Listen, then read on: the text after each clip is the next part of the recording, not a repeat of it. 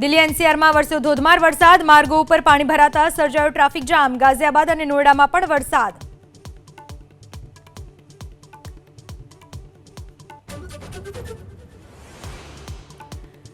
ઇટાલીના ફોર્લી airport પર આવેલા જોરદાર વાવાઝોડાએ મચાવી ભારે તબાહી, માત્ર 10 મિનિટમાં એરપોર્ટ રનવે ઉપર પાર્ક કરેલા અનેક નાના વિમાનો ઉથલાવ્યા.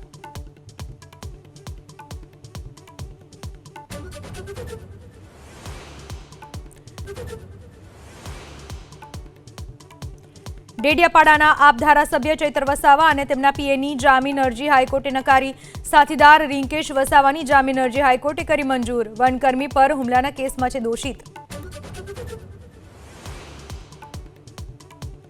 સુરત ફૂડ સેફ્ટી વિભાગની સતત છઠ્ઠા દિવસે હોટેલ અને રેસ્ટોરન્ટમાં તપાસ યથાવત, 189 હોટેલ અને રેસ્ટોરન્ટમાં તપાસ કરી 7,629 કિલો અખાદ્ય ખોરાકનો કરાયો નાશ, 110 એકમોને નોટિસ.